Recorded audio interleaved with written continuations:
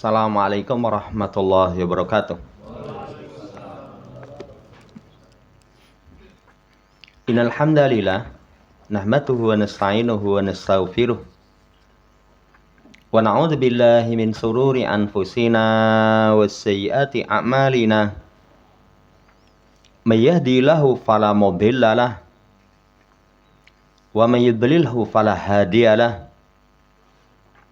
Wa asyhadu an la ilaha illallah wahdahu la syarikalah wa asyhadu anna Muhammadan abduhu wa rasuluh.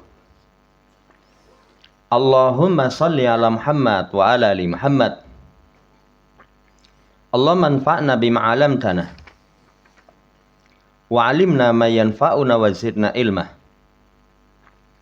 Ma'asyiral muslimin rahimani wa rahimakumullah. Melanjutkan pembacaan kitab Bulughul Maram karya Al-Hafidz Ibnu Hajar Asqalani rahimahullah ta'ala. Masih di kitab As-Shalah di bab tentang Al-Mawaqit. Penulis membawakan hadisnya Abu Sa'id Al-Khudri, semoga Allah meridainya, beliau berkata, Sami'tu Rasulullah sallallahu alaihi wasallam yaqul. Aku mendengar Rasul sallallahu alaihi wasallam berkata, La sholata ba'da subahi hatta tatlu asyamsu. Wa la sholata ba'dal asri hatta taghiba syamsu. Muttafaqun alaih. Wa lafdu muslimin la sholata ba'da sholatil fajr. Kata Nabi sallallahu alaihi wasallam, tidak ada salat setelah subuh sampai terbit matahari. Tidak ada sholat setelah asar sampai matahari tenggelam. Riwayat Bukhari Imam Muslim. Nanti kalau dalam lafadznya Imam Muslim, la sholata ba'da sholatil fajr. Tidak ada sholat setelah sholat fajar. Kemudian dari hadisnya Uqbah ibn Amir, salasu sa'atin kana Rasulullah SAW yanhana an nusalliya fihina wa an nakbura fihina mautana. Ada 3 waktu yang Rasul SAW melarang kami untuk kami sholat pada 3 waktu itu. Kemudian untuk kami kuburkan pada 3 waktu itu orang-orang yang mati di antara kami. Pertama, hina tatlu syamsu bazighatan hatta tartafi'a. Pertama, yang waktu kita dilarang sholat dan menguburkan jenazah ketika matahari terbit. Ya, jadi awal matahari terbit sampai nanti naik itu seukuran 1 tombak. Ini waktu yang pertama kita dilarang sholat, kemudian menguburkan jenazah. Yang kedua, wahina yakumu qa'imatud dhahirati hatta tazula syamsu. Ketika matahari tepat di atas kepala. Jadi pas matahari tepat di atas kepala sampai tergelincir. Tergelincir itu di arah timur sudah ada bayangan. Ini waktu yang kedua yang kita dilarang sholat. Kemudian, waktu yang ketiga adalah hina tadayafus syamsu lil ghurub. Ketika matahari itu sudah miring, hendak tenggelam. Jadi, matahari sudah miring, hendak tenggelam. Ini tidak diperbolehkan untuk sholat kemudian menguburkan jenazah. Jamaah hormati, hadis yang kedua itu di sisi Imam Syafi'i, hadisnya Abu Hurairah dengan sanad yang lemah. Ada tambahan illa yaumal jumu'ati. Ada tambahan kecuali hari Jumat. Kalau hari Jumat, sholat Jumat itu misalkan belum masuk waktu duhur, itu diperbolehkan. Wallahu ta'ala alam, insya Allah nanti akan ada pembahasan. Dari hadis ini, apa pelajarannya? Pertama, larangan sholat setelah sholat subuh.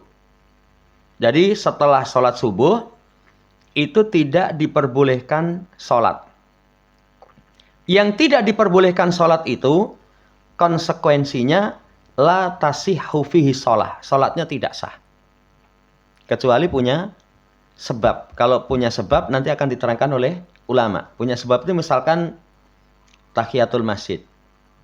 Jadi setelah sholat subuh, taruhlah kita ada keperluan di masjid yang lain. Kemudian sampai sana matahari belum terbit, kita masuk sholat 2 rakaat tahiyatul masjid. Itu wallahu ta'ala alam yang kuat diperbolehkan. Tapi kalau sholat sunnah mutlak itu tidak diperbolehkan. Wallahu ta'ala alam konsekuensinya itu la tasihhu fihi sholah. Sholatnya tidak sah. Ini fikih yang pertama. Kemudian yang kedua, tidak sah sholat setelah sholat asar. Jadi kalau sudah masuk waktu larangan, maka tidak sah sholat padanya. Setelah sholat asar, tidak ada sholat sunnah kecuali sholat sunnah yang memiliki sebab. Contohnya tadi tahiyatul masjid. Misal kita asar selesai, pulang, jam 4 di masjid ada TPA. Atau kajian misalkan jam 4. Kita masuk masjid, sholat 2 rakaat tahiyatul masjid, itu wallahu ta'ala alam boleh. Karena termasuk sholat yang memiliki sebab. Tapi kalau tidak memiliki sebab, tidak diperbolehkan. Taruhlah ba'da asar. Ya, jamaah yang saya hormati ngelangut. Wah, ngelangut nih. Ngopo ini? Akhirnya ambil air wudhu, sholat sunnah mutlak. Itu tidak diperbolehkan. Konsekuensi tidak diperbolehkan, la tasihhu sholatu fihi. Sholatnya tidak sah. Ini fikih yang kedua. Kemudian fikih yang ketiga, la sholata ba'da sholatil fajr. Tidak ada sholat setelah sholat fajar. Sholat fajar di situ, itu maksudnya adalah sholat subuh. Adalah sholat subuh. Jamaah hormati, jadi setelah sholat subuh, itu tidak ada sholat sunnah. Kembali seperti tadi, kecuali yang memiliki sebab. Fikih yang ketiga. Kemudian, fikih yang keempat. Waktu 3 yang terlarang untuk melaksanakan sholat, untuk mengubur jenazah.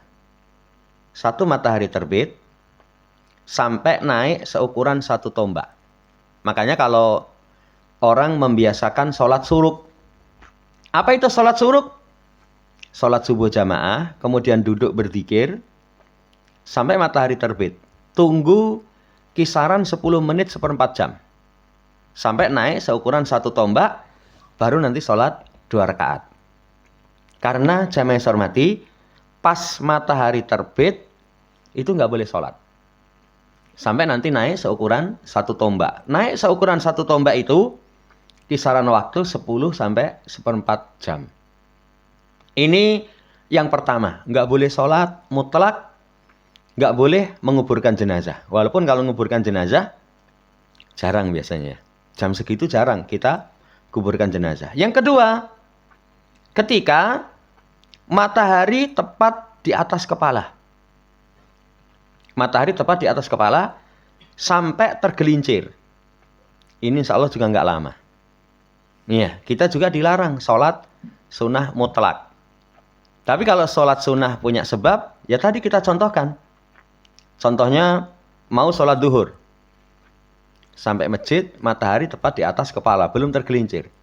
Kita sholat tahiyatul masjid, boleh karena memiliki sebab. Ya, wallahu ta'ala alam. Kemudian yang ketiga, ketika matahari sudah miring, hatta yutimma ghurubuha, sampai sempurna tenggelam. Jadi sudah mulai doyong, sampai tenggelam, itu tidak diperbolehkan sholat, tidak diperbolehkan untuk mengubur jenazah. Ini pun juga jarang. Iya, wallahu ta'ala alam. Nanti kalau diperluas, waktu yang kita dilarang sholat itu ada 5. Ya, pertama dari sholat subuh sampai terbit matahari. Setelah subuh sampai matahari terbit, nggak boleh. Kedua, matahari terbit sampai naik seukuran 1 tombak. Itu tidak diperbolehkan. Ketiga, ketika matahari tepat di atas kepala sampai tergelincir. Keempat, setelah sholat asar sampai matahari menguning. Sampai matahari menguning. Kelima, matahari menguning sampai tenggelam. Ini kata Syekh Abdullah Bassam. Nanti perluasan pembahasan berkaitan dengan waktu terlarang 5 itu. Wallahu ta'ala alam. Kemudian jamaah hormati, silang pendapat di kalangan ulama. Sepakat ulama, sholat sunnah mutlak itu pada 5 waktu itu tidak diperbolehkan. Konsekuensi kalau tidak diperbolehkan, berarti sholatnya tidak sah. Sholatnya tidak sah. Kemudian yang kedua, kalau ini sepakat ulama. Jadi sholat sunnah mutlak pada 5 waktu itu tidak diperbolehkan. Sholat sunnah mutlak. Yang kedua, silang pendapat di kalangan ulama itu kalau sholat yang memiliki sebab. Apa contoh sholat yang memiliki sebab? Beliau kasih contoh 3. Tahiyatul masjid. Tahiyatul masjid itu sebabnya setiap masuk masjid. Wallahu ta'ala alam, saudara yang saya hormati, ulama itu membolehkan, walaupun ini silang pendapat. Kalau imam yang 3, Abu Hanifah, Malik, Ahmad, dan ini yang terkenal dalam mazhab beliau, ila adami jawazi nafli sholah fi awqatin nahyi mutlaqah. Beliau berpendapat kalau 3 imam ini mutlak nggak boleh. Baik yang memiliki sebab ataupun tidak. Tapi kalau Imam Syafi'i, ila jawazi nafli dawatil asbab. Beliau berpendapat boleh melaksanakan sholat sunnah yang memiliki sebab. Saat ini kami sependapat dengan ulama yang membolehkan untuk sholat sunnah yang memiliki sebab. Wallahu ta'ala alam. Dan ini juga riwayat yang kuat dari Imam Ahmad dan dipilih oleh Syekhul Islam Taimiyah dan murid-murid Imam Ahmad. Taruhlah kita ambil kesimpulan. Sholat sunnah mutlak gak boleh. Ini sepakat ulama. Sholat sunnah memiliki sebab. Itu boleh. Ini yang dikuatkan oleh Imam Syafi'i, Imam Malik, dan dipilih oleh Syekhul Islam Ibnu Taimiyah. Wallahu ta'ala alam. Lah apa sholat yang memiliki sebab itu? 1, tahiyatul masjid. Sholat tahiyatul masjid. Berarti kapanpun seseorang masuk masjid, sunnahnya melaksanakan sholat tahiyatul masjid. Contoh, mau sholat duhur. Masuk masjid, matahari pas di atas kepala. Boleh dia. Contoh, setelah asar. Kan setelah asar tadi 2. Setelah asar sampai menguning. Kemudian menguning sampai matahari tenggelam sempurna. Kita kasih contoh tadi. Ada kajian atau mulang TPA. Masuk masjid, tahiyatul masjid. Boleh. Yang kedua, sholat sunnah wudhu. Sholat sunnah wudhu itu kapanpun seseorang wudhu. Kapanpun seseorang wudhu. Yang ketiga, sholat gerhana. Sholat gerhana, misal gerhana matahari. Jam berapa gerhananya? Oh, gerhananya misalkan jam 11 sampai jam 12. Duhurnya jam 12. Berarti kan nabrak nanti ada waktu yang di situ waktu matahari tepat di atas kepala. Ini wallahu ta'ala alam diperbolehkan. Ini diperbolehkan. Wallahu ta'ala alam. Ini rincian silang pendapat di kalangan ulama. Kemudian pembahasan terakhir. Apa hikmah larangan? Sholat pada 5 waktu tadi. Kita ulangi 5 waktu itu. Setelah subuh sampai matahari terbit. Setelah terbit naik seukuran 1 tombak. Yang ketiga, matahari tepat di atas kepala sampai tergelincir. Yang keempat, setelah sholat asar, ya, sampai matahari menguning. Yang kelima, matahari menguning sampai tenggelam. Apa hikmahnya? Diterangkan oleh Nabi SAW untuk menghindari al-bu'du an musyabahatil musyrikin. Menjauhi, menyerupai orang musyrik. Jadi menghindari menyerupai orang musyrik. Nggak boleh. Kayak pelajaran kemarin Asyura. Kenapa kita disunahkan puasa tanggal 9? Asyuranya tanggal 10. Tapi tanggal 9-nya kenapa disyariatkan puasa? Dalam rangka untuk menyelisihi Yahudi dan Nasara. Nah, ini menunjukkan kepada kita setiap ibadah yang ada keserupaan dengan orang musyrik itu dihindari. Itu dihindari. Orang musyrik itu kalau pagi marep ngetan, nanti sore marep ngulon. Apa yang disampaikan Nabi? Saya waktu kecil itu wis nemoni.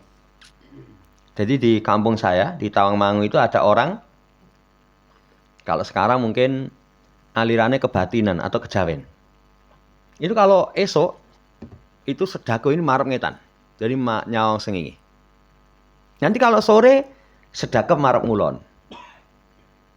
Itu makanya 5 waktu ini tidak diperbolehkan. Menyerupai, jamaah hormati, perilakunya orang musyrik.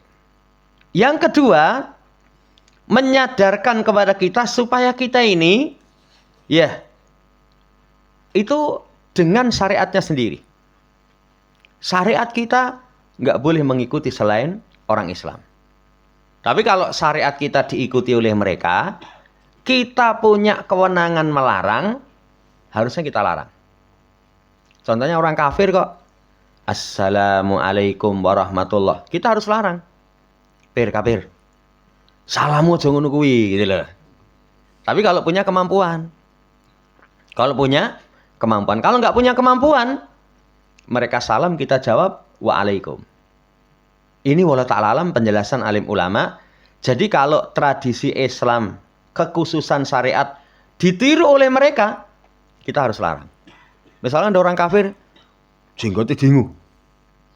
Ya, kumisnya dipotong. Nggak boleh. Itu melihara jenggot itu kekhususan kami kalau punya kemampuan. Wallahu ta'ala alam, ini hikmah kenapa 5 waktu ini terlarang untuk sholat. Selesai. Setelahnya dibawakan hadisnya Jubair bin Mut'im. Rasul SAW berkata, ya Bani Abdi Manaf, la tamna'u ahadan tawfa bihadal bait wa shalla ayata sa'atin sya'a min lailin aw nahar. Wahai Bani Abdi Manaf, jangan kalian larang seorang pun tawaf di Ka'bah. Kemudian sholat kapanpun dia kehendaki, waktu malam maupun siang.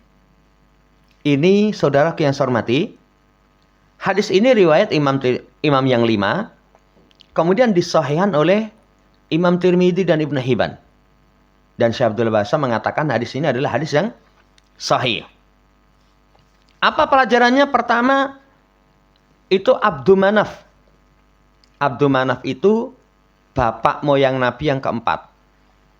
Bapak moyang Nabi yang keempat. Ya, jadi silsilahnya nanti urutan yang keempat. Kemudian yang kedua, haramnya melarang seseorang beribadah di Masjidil Haram waktu malam ataupun siang. Jadi kalau orang mau tawaf di Masjidil Haram siang atau malam, itu nggak terlarang, kapanpun. Tidak diperbolehkan, dilarang. Makanya kalau orang biasanya melaksanakan umrah, itu kadang kan rame. Wah, tawaf rame. Padahal tawaf itu kalau yang di ring paling dekat dengan Ka'bah, itu ping pitu paling seperempat jam nggak sampai. Cepet. Tapi kalau apalagi lantai 3, itu podo ngubungi lapangan itu. Ngubungi lapangan ping pitu ya suwe. Biasanya orang kan di sana ada live nanti yang khusus tentang ini Ka'bah. Begitu di hotel lihat, wah sepi ini. Tapi kalau jarak hotelnya jauh ya nanti sepi mororono, semua kan delok, wah sepi moro kabeh akhirnya. Ya, begitu sepi datang. Taruhlah misalkan tengah malam sepi, datang. Lah ini Masya Allah, kapanpun tidak terlarang tawaf di Baitullah. Kemudian selesai tawaf, itu melaksanakan sholat sunnah 2 rakaat. Yang sunnahnya di belakang makam Ibrahim. Saudara yang saya hormati, ini tidak diperbolehkan orang melarang beribadah di Masjidil Haram kapanpun di waktu siang maupun di waktu malam. Ya, wallahu ta'ala alam. Dohir hadis itu boleh sholat apapun. Ya, di Masjidil Haram siang ataupun malam, itu dohir hadis. Tapi sebagian mengatakan yang dimaksud itu 2 rakaat tawaf. 2 rakaat tawaf. Kan setelah tawaf 7 kali, sunnahnya sholat 2 rakaat. Tapi kalau tekstual hadis, ini sholat kapanpun tidak terlarang. Wallahu ta'ala alam. Ya, ini yang disampaikan oleh penulis. Wallahu ta'ala alam, ini faedah dari hadis. Kemudian setelahnya dibawakan hadisnya Ibnu Umar. Beliau sallallahu alaihi wasallam berkata, "Asy-syafaqul humrah." Syafaq merah. Kok lafadznya cuma syafaq merah? Ini menjelaskan tentang waktu habis dari sholat maghrib. Coba kita ulas waktu sholat kemarin subuh. Itu terbit fajar. Terbit fajar itu, fajar nanti akan diterangkan terbagi menjadi 2. Ada kadhib, ada sidik. Fajar kadhib itu, kalau cahaya itu belum merata. Jadi di ufuk itu kalau dilihat, nanti dimisalkan seperti ekor serigala. Jadi belum roto cahayanya. Fajar kadhib, itu waktunya makan sahur. Nah, kalau yang kedua fajar sidik itu sudah ada cahaya yang merata. Ya, itu sudah masuk fajar sidik. Nanti berakhirnya terbit matahari, subuh. Duhur, matahari tergelincir sampai sesuatu itu bayangannya lebih. Kalau kita tegakkan tongkat 1 meter, bayangannya 1 meter, itu waktu akhir duhur. Asar, ketika bayangan sudah lebih, kita tegakkan tongkat 1 meter, bayangannya 1 meter, 1 senti lah. Sudah masuk asar, sampai matahari menguning. Nanti sebagian sampai tenggelam matahari. Tapi paling aman sampai matahari menguning. Ya. Kemudian tenggelam matahari, itu waktu maghrib. Sampai hilangnya syafaq merah. Jadi di arah barat ketika ada kemerah-merahan, syafaq merah itu akhir dari sholat maghrib. Munculnya, hilangnya syafaq merah, itu awal sholat isya. Sampai pertengahan malam. Ini hadis maksudnya asy-syafaqul humrah, itu waktu akhir dari sholat maghrib. Wallahu ta'ala alam. Kemudian setelahnya diterangkan fajar ada 2. Ada fajar yang diharamkan makan. Ada fajar yang diharamkan sholat. Artinya sholat subuh. Dihalalkan makan. Iya. Saudara yang saya hormati, ini fajar yang tadi kita singgung.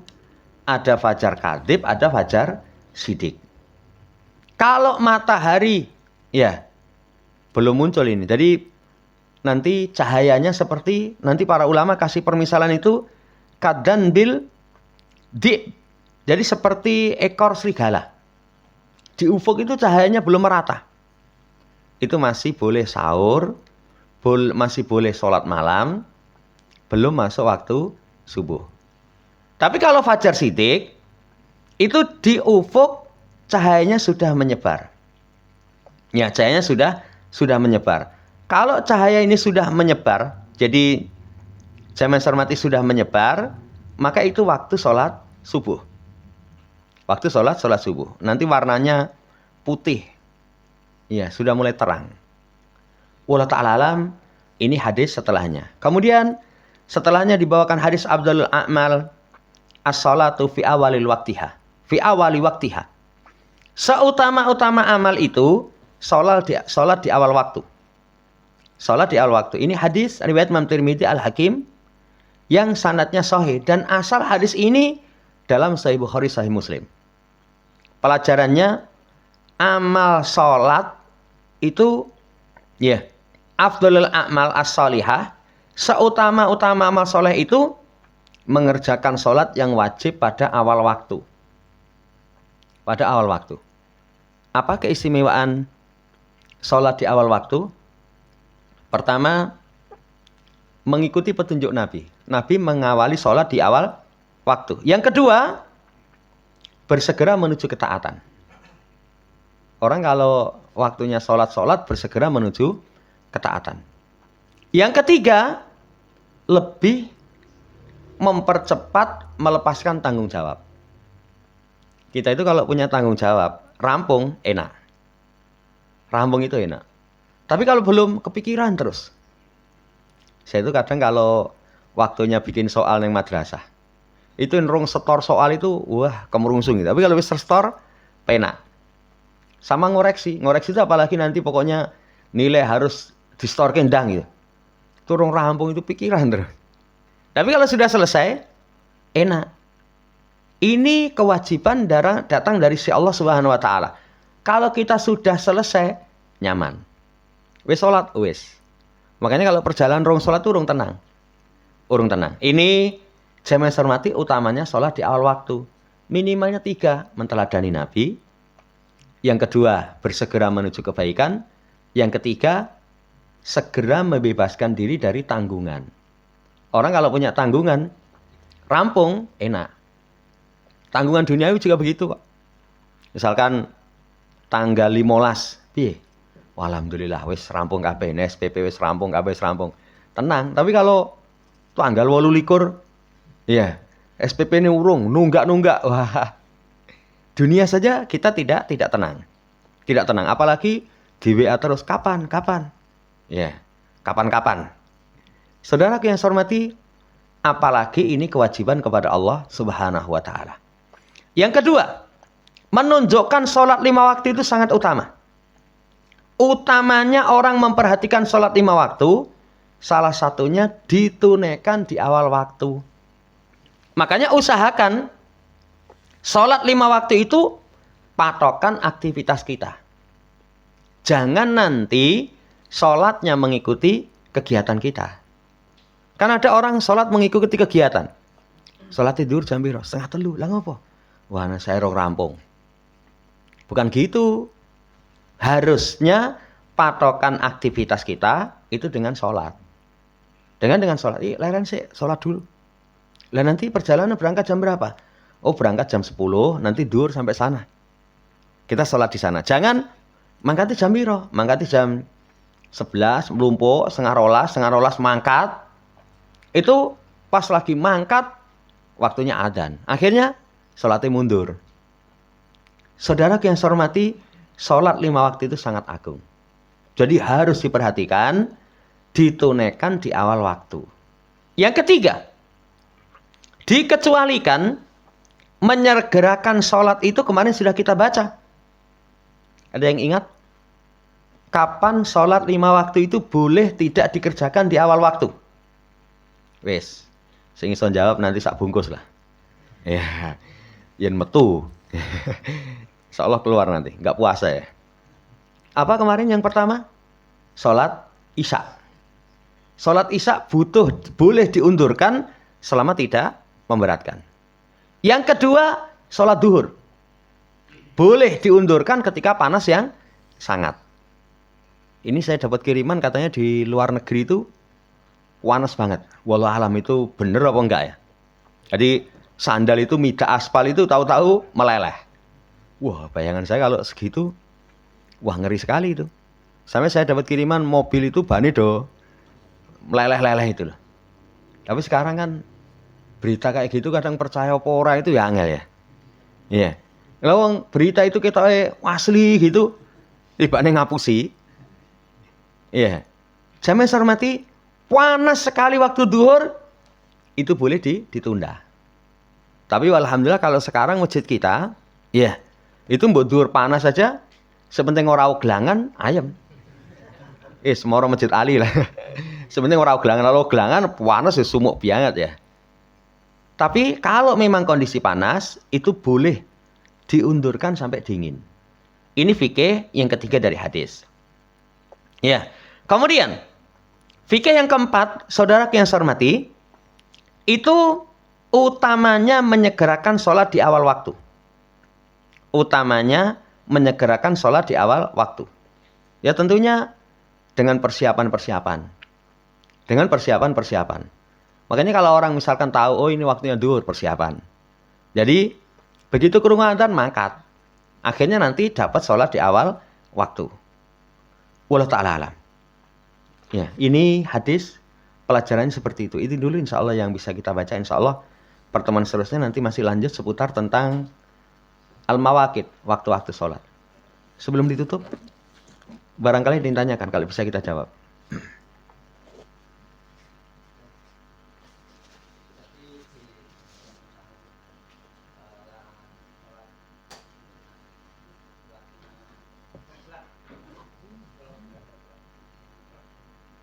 Sholat sunnah?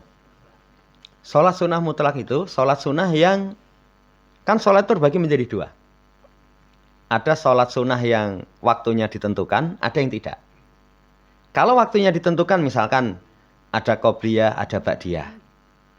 Kalau waktu nggak ditentukan, itu seseorang boleh sholat berapapun. Dalam waktu-waktu yang tidak terlarang. Contoh misalkan, kita nggak kerja. Pas longgar misalkan. Jam 10. Tadi sudah sholat duha. Kemudian ngelangut gitu. Ngopo ini ya? Ambil air wudhu, sholat. Itu boleh. 2 rakaat salam, 2 rakaat salam, 2 rakaat salam. Sak kesele. Itu sholat sunnah mutlak. Ya, makanya jangan heran kalau dulu dalam riwayat itu Imam Ahmad itu pernah sholat sunnah itu sehari semalam, kalau nggak salah 300 rakaat. Ya, itu yang dipakai dalil oleh mereka. Loh, Imam Ahmad malah berbuat bid'ah, no dalile. Loh, itu kan mungkin sholat sunnah mutlak. Sholat sunnah mutlak. Itu diperbolehkan. Pada duhur misalkan, yang langut gitu. Kalau wong awam, ya nggak ada pekerjaan, kuotanin tek. Itu wis wah mumet nih. Kalau mau ngaji kan ya kuatan iji atau hati nggak tenang ya sholat aja. Sholat aja itu diperbolehkan, namanya sholat sunnah mutlak. Wallahu ta'ala alam.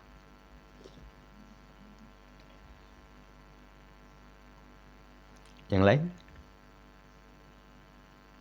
Cukup?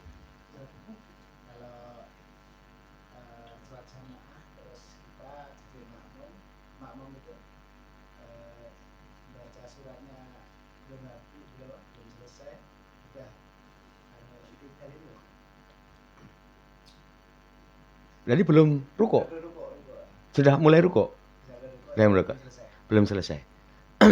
Saat ini yang saya pegangi, mendapatkan ruko bersama imam itu dihitung 1 rakaat.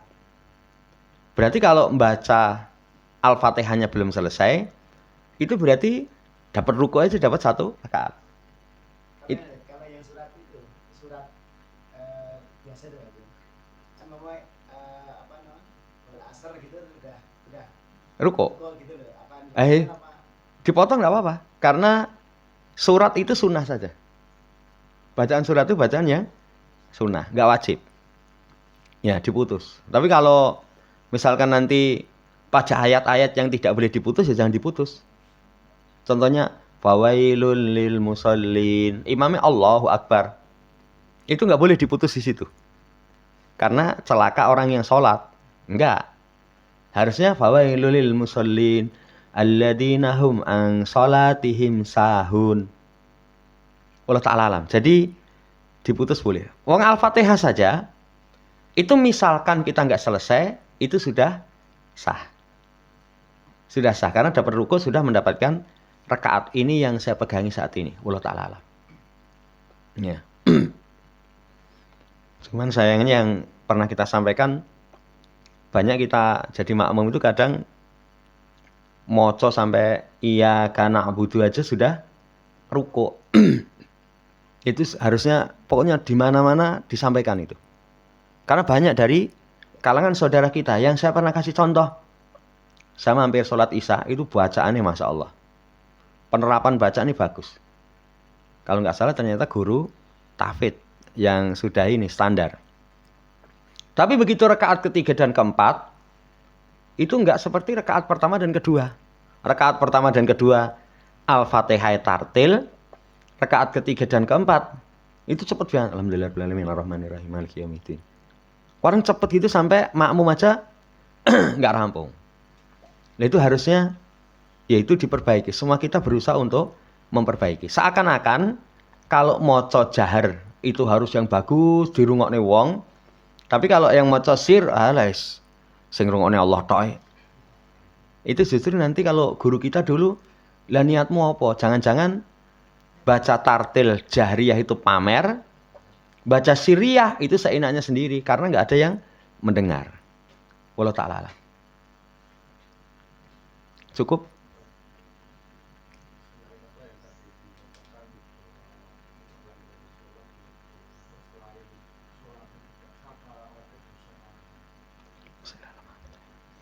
Kalau penjelasan penulis tadi, jadi waktu terlarang sholat tidak sah. Kalau nekat, berarti melanggar larangan. Kalau melanggar larangan, selain tidak sah, berdosa. Makanya nanti dilihat pendorong dia. Kenapa sholat misalkan matahari terbit? Tanpa ada udzur. Ada udzur itu daul asbab misalkan. Kalau ada udzur itu yang lain misalkan keturun. Keturun, tangi sekarang terbit jam 5:30 ya. Atau jam 6 kurang seperempat. Tangi jam 6 kurang seperempat. Segera ambil air wudhu, sholat. Itu boleh. Itu diperbolehkan. Tapi kalau misalkan, ya, waktu terlarang, sholat tanpa memiliki sebab, itu kalau jarak, selain tidak sah, dia berdosa. Karena melanggar larangan. Wallahu ta'ala alam. Itu yang bisa kita sampaikan, kurang lebihnya mohon dimaafkan.